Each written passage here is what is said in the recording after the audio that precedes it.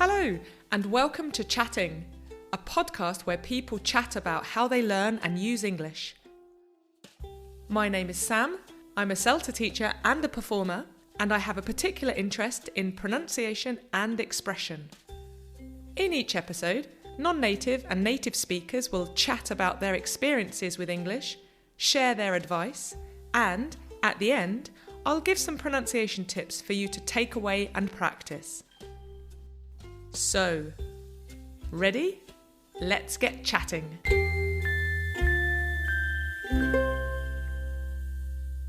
Hello, it's just me again.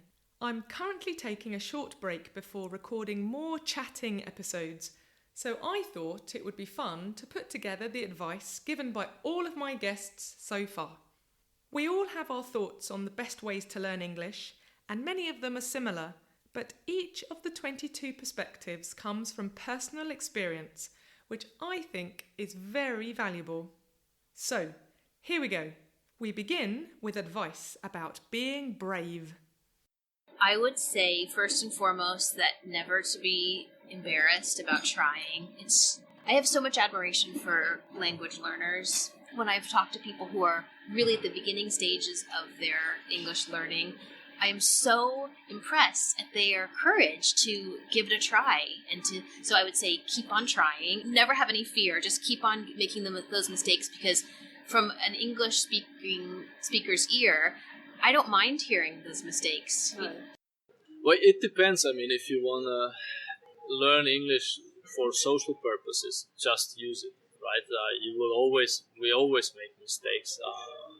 But that should never stop us from actually learning it. And again, there are so many opportunities nowadays, whether it's YouTube, Netflix, HBO. Mm-hmm. Stop watching TV shows or series in your own language, but use the original English language. Read books in English, but again, just use it. To me, basically, just speak it. Mm-hmm. If you have any chance to use it, just use it. Mm-hmm. Because I think in the end, language is just a means to interact, to communicate, to express your thoughts. I personally don't really care how fancy or fluffy words you use. It's more about the main core message that you're conveying. But I know that I have observed as well, so many language learners, they are very conscious. They don't want to make any mistakes. And so they kind of hinder themselves, which I think it's not so healthy. I mean, of course, we can try to perfect it as much as possible, but what is perfect in the end? Not to be ashamed of their skill. It's okay. It's like, even if I was horrible at English, I could say, give me drink. Like, you would understand that the guy needs a drink. It's like maybe it's also that you are not comfortable talking in public, or you're not comfortable talking in general. But if you're gonna if you want to try and learn your English and get more familiar with the talking part, you kind of have to talk. Just like for whoever needs to practice English, just do it. You don't have to be perfect. If people can, if people can understand you, you're making your point, and people, okay, this is it, it's fine. You will refine it with time, but it will never get better if you don't try it, I would say the more you use the language, the easier it is to learn the language. Okay. And be brave, because I notice a lot of times people are quite scared to speak a language that they're only just starting to learn, or that even if they're very, very good at the language, but they don't assess themselves to be. And I think our self-assessment is always lower than our actual abilities a lot of the times. So I would say, just be brave. What's the worst that's going to happen? My thanks to Anne, Jochen, Ling, Risto and Carolina, and Tina. Next, what about immersing yourself in the language? I would say that find your way of learning. Immerse yourself in the language. I went to Stockholm when I was studying, and I wanted to learn Swedish.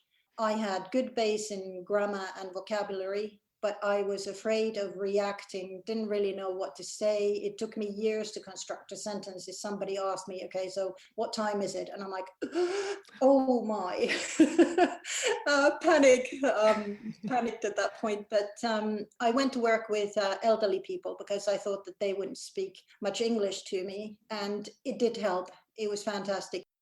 I guess the best advice that I can give is to just try to find a way to get into this English-speaking environment. So for me, that was really the best thing, or the thing that worked the best for me. So when I actually got into this environment where everybody was using English, where I had to read in English, listen to people speaking English and actively speaking English myself, then I really felt a lot of progress. Like you don't necessarily have to go, to America or to the UK to do it. There are a couple of things, and they've probably already been said in your podcast already, but like finding a buddy is really, really important. Finding someone that will like speak to you in that language and force you to speak that language. If you live with someone that speaks that language, even better. I think that's the quickest way to learn a language. Yeah. To have any kind of opportunity to speak English, and don't be ashamed to speak. It's better to make some mistakes that don't speak at all. Watching movies, watching TV in English, I think it's very useful as well. Even radio sometimes, even though you don't catch every word, but it's like a sound bath for me. It's very, very important. Yeah, really. My thanks to Ulla, Anna, Stefan, and Claire. Then, how reading is a great way to improve your English. Read high quality fiction, I would always say. If you really want to learn English, you need to read, great literature, I always say. Like your Dickens or your George Eliot or whatever. If you really want to be good at English, modernist fiction, not so much. Something like Mervyn Peake or something. Dense, difficult English. Tolkien. Read long stories, narratives. Mostly just expose yourself to English in any way, like everything you do in that language. So watch videos and movies or read books. I think books are a really good resource for that as well. And one thing that helped me there was reading ebooks on an e-reader. And because then you can directly translate the words. Usually they have translators inbuilt, so it's not extra effort to translate it on a phone or something, but directly in the ebook. I would say just read. Something that I found really helpful in my own language studies of non-English languages is reading children's books. The first book I read in French was Harry Potter, and I was an adult, but like the sentence structures were more simple, the vocabulary is less complex, but that was like something that was helpful for me. At least for me, like expanding my vocabulary has been easier when I read English books. So like English literature really helps in like, you don't have to check every word from the dictionary, but it really sort of gives you words that you never use in your everyday language. So I find that really helpful. My thanks to Jeff, Marlene, Heather, and Nina. So, following on, there was some very helpful advice about speaking and listening from English language teachers Jane, Paddy, Fabi, and Lars, and great writing advice from copy editor Lawrence.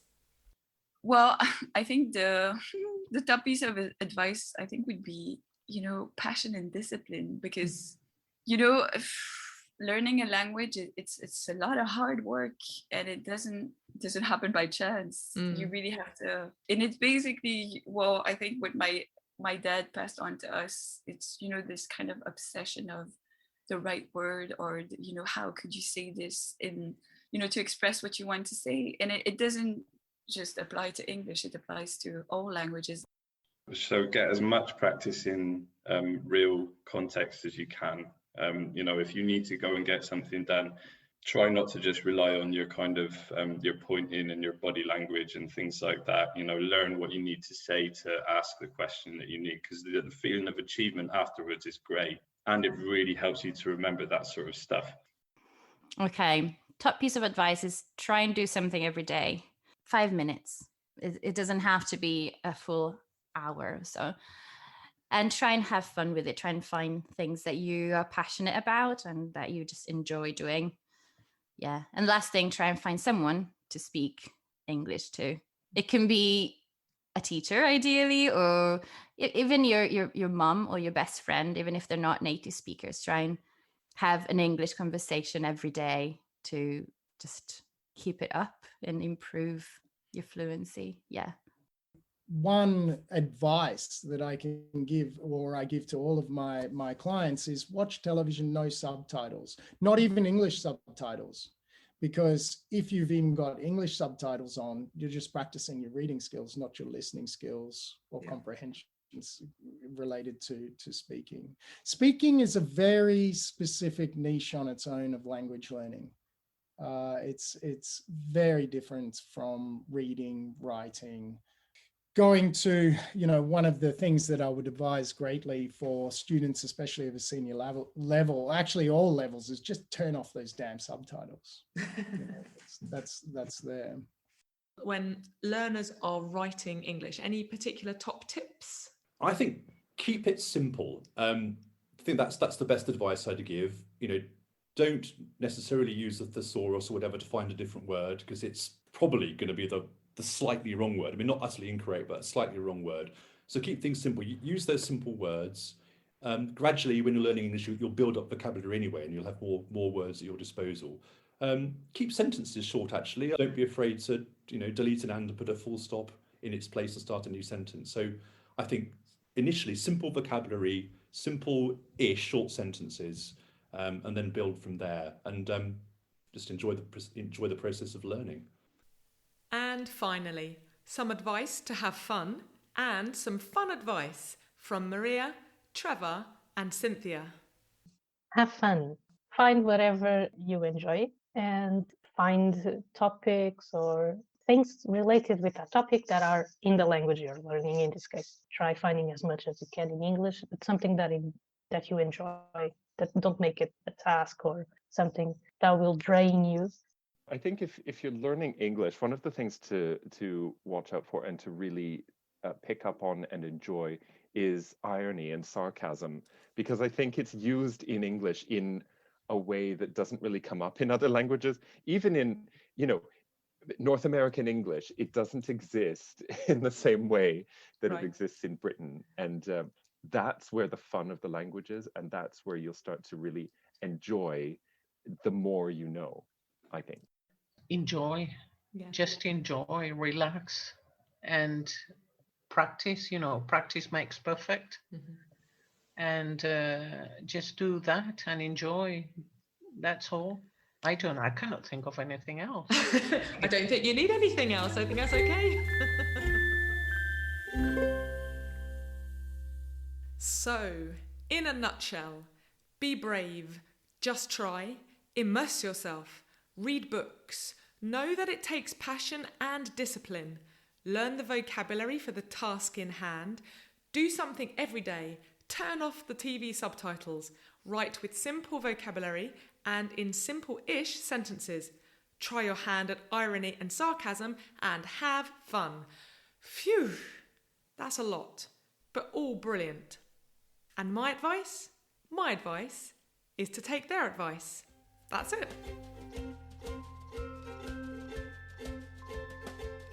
So, there we are. The transcript of this episode is available to read on the podcast's webpage, so take a look. Join me again soon for more pronunciation and grammar tips, more advice, and most importantly, more chatting. My thanks again to everyone, and for her music, a special thanks to the wonderful Mara Carlisle. Bye for now.